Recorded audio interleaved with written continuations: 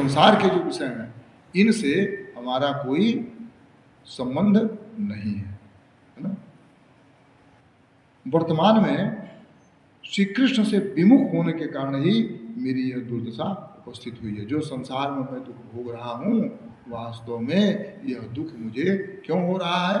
क्योंकि मैं श्री कृष्ण विमुख हूँ, मैं भगवान कृष्ण की सेवा नहीं कर रहा हूँ, उनकी भक्ति नहीं कर रहा हूँ, इसीलिए इस जगत में मेरी यह दुर्दशा हो रही है। तो जैसे उसके जीवन में कोई कष्ट आएगा तो उसके मन में यही भाव उदित होंगे। हम इतना भजन करते हैं, साधन करते हैं, और तब भी हमको ये बीमारी हो गई, तब भी हमको ये समस्या हो गई, तब भी हमारे अंदर जो है, और लोग भी कहते हैं अरे ये तो बड़ा भजन ही करते हैं, और हमेशा समस्या में पड़े रहते हैं, है ना।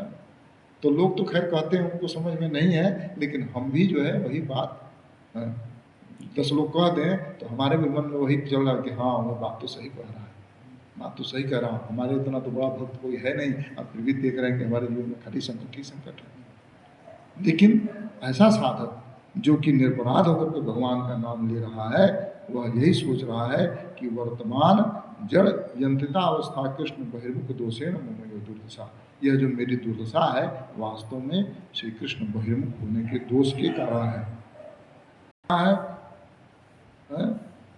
कि श्री कृष्ण विमुख होने के कारण ही मेरी यह वर्तमान दुर्दशा उपस्थित हुई है, और मैं जन्म मरण के चक्र में पड़ा हुआ हूँ और नाना प्रकार के तापों से दग्ध हो रहा हूँ।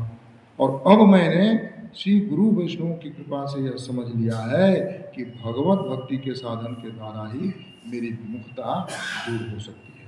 तो ये भगवान श्री कृष्ण के प्रति जो हमारी विमुखता है ये दूर कैसे होगी? दूर करने का साधन है भगवत भक्ति। ये भगवत